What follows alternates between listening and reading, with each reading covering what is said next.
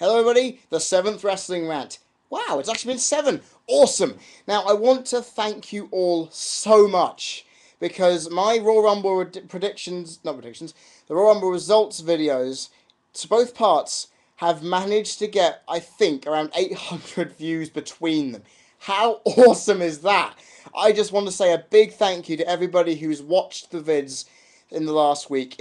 I gotta stop playing my chin, but it's absolutely awesome, and I didn't think I'd get that many, to be honest, but thank you all so much. It means a lot to me that you all took time to view my vids, and to all those flamers who tried to post negative comments on my videos, I do not understand why you would go on the internet, purposely waste your time posting negative comments about a person you don't even know.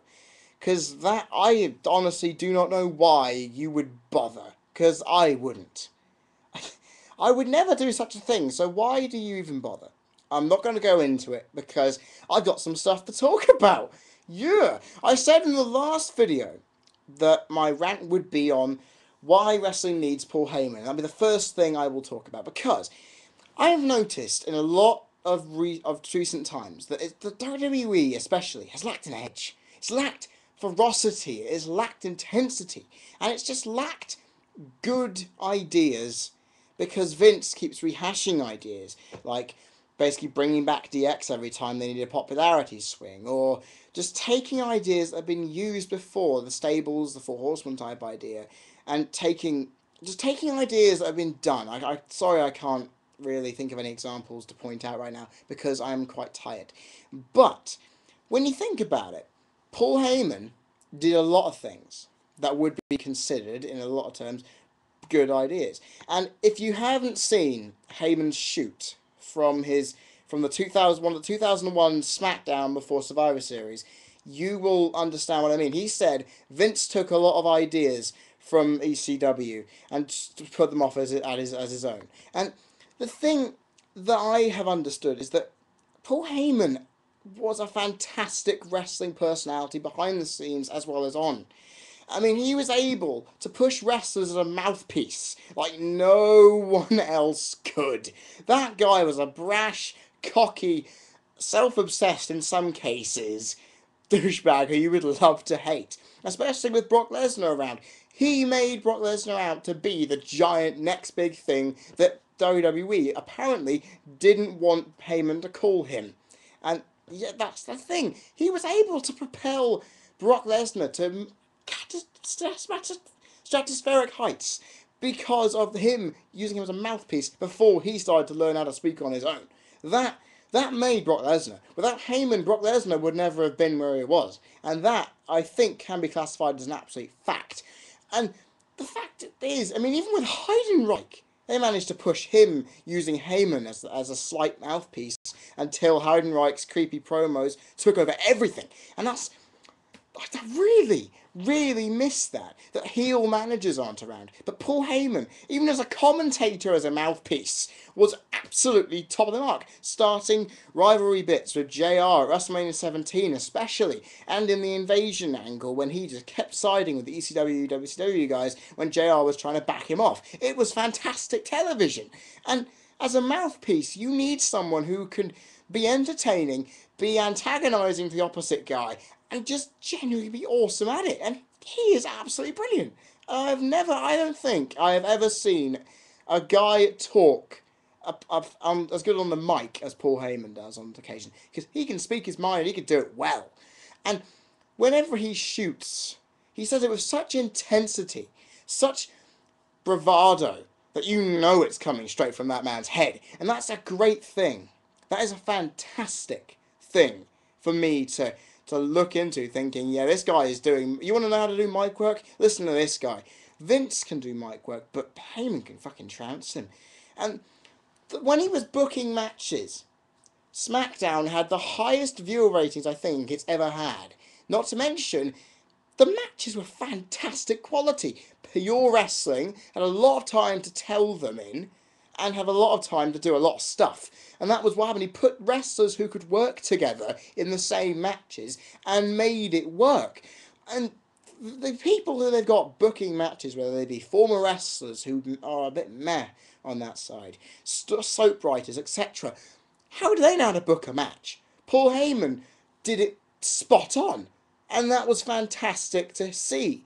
And it just annoys me now how matches are so sloppily booked, and it can just slow the intensity of it can just slow down, and you don't even get a good quality match anymore. And that just really stresses me, thinking, wow, 2002 you had fast-paced matches with a lot of rest holds occasionally to get some storytelling and good intensity out of the wrestlers. Now it just has to be move, move, move, move, and then one big move to cap off a win. And that is not wrestling storytelling for me, and it's not for most of you, I presume, because you aren't going to like that at all. And it's just the why. I don't know why. I think when he thinks of new ideas, that Vince and TNA did steal all of them. I mean, TNA especially. Think about this. Shark Boy has been touted as basically a Stone Cold rip-off with a mohawk and a mask. I have actually seen videos, and I'm thinking, fuck yeah. I mean, Evolution is basically just a rip-off of the Four Horsemen. And you see where I'm going with this. Heyman did think of ideas. I mean, even bloody put a crucifixion angle into it. I mean, who the fuck would be having the balls to put that in? And I would love to put more in, but I obviously haven't got the wherewithal for it. He took creative control of ECW, of the NWA faction that ECW would become, and made it for a while thrive, giving wrestlers an equal chance of performing on TV or in their show, regardless of their size and their height, their weight, etc. And even nowadays, their age, because Vince McMahon only likes certain people being on his product. Paul Heyman allowed everybody to be on his product. Whilst Eric Bischoff was allowing cruiserweights to boil down on the really low card, while the big giant guys were at the top, he was doing everything. And that made me a very happy person. And I don't know, but Heyman, we miss you. We need you. I know you don't like wrestling now. I know you prefer going into MMA and kinds of things. I understand that. But your brain, you are an absolute wrestling genius who propelled wrestling to something which it hasn't touched since. And what you've done, even under WWE, I know that they didn't give you creative control over the ECW brand, which name you founded. But think about it. I know you want a shitload of money to do something. You wanted 10 million off TNA. But seriously, does the money matter? I know you're not as into wrestling as you used to be, but come on. Jericho was there to save us, apparently. We need you. We need you, Heyman, to do the exact same now. In 2011, make a pledge somehow. Just say to us, I want to save you all from the tawdry, boring product we are now stuck with, which I am here critiquing for you who are watching this. Paul, I know you probably may not watch this, but if anyone can spread this message, it would be a great, great thing for us.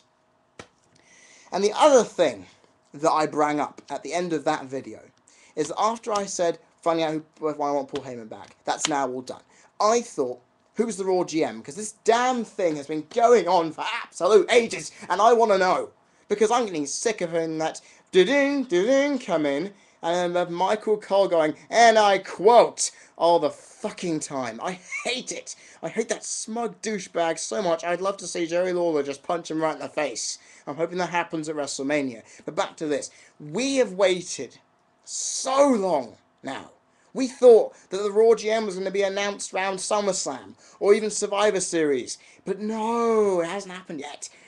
And these names have sprouted up everywhere of who it could possibly be. A former wrestler, a sports personality, guy in the back, Triple H, Stephanie McMahon, hell, even Shane McMahon has popped up. And I'm thinking, mulling over who it could be. And it could be anybody, personally. But whilst we're looking at the subject, let's take a look at the purse options. Triple H is the most obvious because he's been out for so long. And the only problem with that is, not to mention he's got an executive role, but the only problem we have with this is he would have screwed Sheamus over a long time before now. He would have screwed him out of the King of the Ring. It would have been that long. And This is where I don't understand it. If they were going to have Triple H as the GM, they would have at least plugged it a bit. They could have been Roddy Piper. I'd kill for Roddy Piper because he's had beef with a few wrestlers in that time. He has beef with McMahon, so that could settle off something in the back. But he's got other things to do, hasn't he? Hell, I'd even kill to have Jesse Ventura as the GM because he did a fantastic job when he got Sheamus as number one contender. He is a good mouthpiece. He can antagonize people. He can make people cheer for him really well. And being a former governor, he's got a lot of political experience in the back, so anything can happen on that front. People are thinking, oh, Abraham Washington or something like that. Oh, he's a douchebag. He can fuck off. But think this guy's got no thing. Matt Stryker is now no longer on commentary. Think about that, people. Matt Stryker is no longer on commentary, replaced by Booker T this week. Fantastic. This guy has a smart, cocky attitude. And he's smartly dressed to boot too. So, as Raw GM, he might be something good. He might be something really good. And that is just something I'm pulling out there, because if Teddy Long fires Vicky Guerrero, he could put Matt Stryker as GM on SmackDown, which would be nice. And then Teddy Long could be GM on Raw. That could be something. But then again, people have been also saying that Michael Cole has just been the GM all this time. And that he has technically been doing this by just posting himself messages. That would be a real kick in the teeth. To be keeping this thing going for so long, to find out that it's just Michael Cole posting emails to himself. If I want to post emails to myself, I will only do it if I'm posting pictures or MP3 files from one computer to another in my house, when I had more than one computer. And honestly, who could it be? Because I've just listed a whole shitload of names. I would even put Shawn Michaels out there if he hadn't refutedly said no, he's not the Raw GM. But who is it? Come on, Vince, or whoever in the back is running this. Either you have no idea, or you have not decided. One of the two. Come on. I said by SummerSlam he'd reveal himself to be the leader of the Nexus. Everything will work out well. That hasn't happened. At Survivor Series, I thought he'd come out and screw Cena. That hasn't happened. I thought at Royal Rumble he'd be a mystery entrant. This was in the back of my head, of course, but I thought that would happen. Nah. That didn't happen either. So I'm thinking to myself, when the fuck are you going to show? Come on. We got WrestleMania coming up. Say you have a Raw versus SmackDown superiority match where you've got the SmackDown GM supporting the wrestler as a manager, and then you wonder, ooh, who could the Raw GM be? And then he comes out, and it's a shock, because if it's someone no one had predicted, it'll be fantastic. But obviously, it's not, and that is stupid. I want to know who this guy is. It could be, it probably won't be Sting, because he hasn't even been contacted to do the match of Undertaker, and that may not even happen anyway. So, where is it? Where is the Raw GM? I wouldn't mind it being Dusty Rhodes. I don't care anymore. All I want to know is who that fucking Raw GM is, because that Raw GM, I don't want to hear Michael Cole speak anymore, okay? That is the one thing I want to stop, because his heel personality is driving me nuts. I want it stopped, and therefore I want him to stop taking control of on-air things in the WWE. End of fucking story. If the Raw GM is not unveiled by WrestleMania, I am going to be a very unhappy man. End of story. Ugh, I hate that fucking Raw GM. Anyway. Gotta get ahead of myself here. I'm running out of time. So in prospect, what are your opinions? Who do you think the mystery Raw GM is? Do you believe that Paul Heyman should come back to wrestling?